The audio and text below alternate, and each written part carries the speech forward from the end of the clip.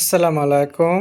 সবাই কেমন আছেন? আশা করি সবাই ভালো আছেন। স্বাদ ও স্বাদের গল্পের সাথে আবারও আসলাম আপনাদের জন্য স্বাদ ও লাবণ্যময় বাসায় থাকা সামান্য উপকরণ দিয়ে একদম দামি একটা ফ্রাইড রাইস করে দেখাবো।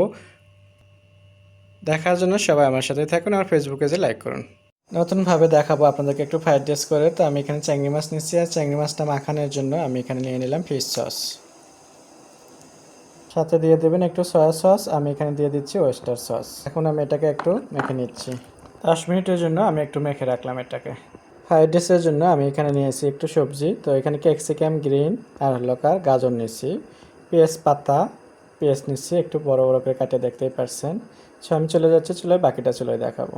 চলে আসলাম চুলোতে, একটা প্যান বসে দিচ্ছি আর এখানে আমি একটু দিয়ে দিচ্ছি ঘি। যেহেতু এখানে বেশি একটা তেল লাগে না, সেজন্য আমি সামান্য ঘি দিয়ে দিচ্ছি। ঘিটা গরম হয়ে গেছে, আমি এখানে দিয়ে দিচ্ছি চিংড়ি মাছ। প্রথমে চিংড়ি মাছটা একটু ভেজে নেবো, এটা এখন নাড়াচাড়া দিয়ে নিচ্ছি। এখানে আমি একটু দিয়ে দিচ্ছি সয়া সস। এটা ভেজে নেবো এখন 2 মিনিটের মতো। চিংড়ি মাছটা একটু ভেজে নিলাম, নিয়ে আমি এটাকে এক সাইড করে রেখে দিচ্ছি। আর এক সাইডে আমি দিয়ে দিচ্ছি একটু পেঁয়াজ। পেঁয়াজগুলো ভেজে নেবো, সাথে আমি গাজর ক্যাপসিকাম দিয়ে দিচ্ছি একসাথে। তোমরা চাইলে কিন্তু তুলে রাখতে পারেন চিংড়ি মাছটা, তো আমি তুলে না রাখে একসাথে আবার একটু ভেজে নিচ্ছি। একই সাথে আমি এখন মিশিয়ে নিচ্ছি চিংড়ি মাছটা, নিয়ে এখন সুন্দরভাবে এটাকে আমি আরও কিছুক্ষণ ভেজে নেব। সেই চুলাতে কিন্তু আমি এখানে বাসমতি চাল এটাকে হাফ সেদ্ধ করে নেব। তো আমি এখানে বসিয়ে দিচ্ছি। চিংড়ি মাছ সবজিটা আমার ভাজা হয়ে গেছে, এখন আমি এটা চুলাটা অফ করে রেখে দেবো আর অপেক্ষা করবো একটু ভাতটা সেদ্ধ হওয়া পর্যন্ত হবে। তো এখানে হাফ সেদ্ধ করে আমি ভাতটা নিলাম, দেখতে পাচ্ছেন একদম গরম পানি ঝরে নিয়েছি। আমি এখন গরম অবস্থায় দিয়ে দেব।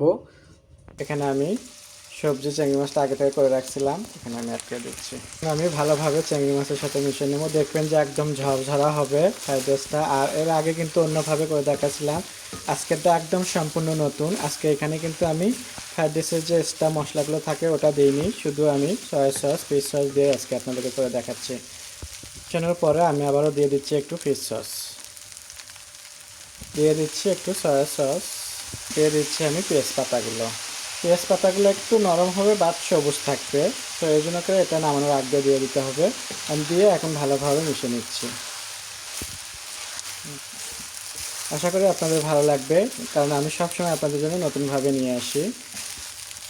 ঘরে থাকা সামান্য উপকরণ দিয়ে মজার মজার খাবার করে দেখাই আপনাদেরকে। এই খাবারটা যখন আপনার দোকানে খেতে যাবেন তখন কিন্তু অনেক দাম দিয়ে আপনারা এটা খেতে হবে, কিন্তু আপনি যখন বাসায় করবেন দেখবেন যে আপনি অল্প খরচে আপনি মজার খাবার রান্না করতে পারবেন। নামানোর আগ দিয়ে আমি দিয়ে দিচ্ছি চিনি, খুবই সামান্য দিয়ে দিচ্ছি টেস্টিং সল্ট।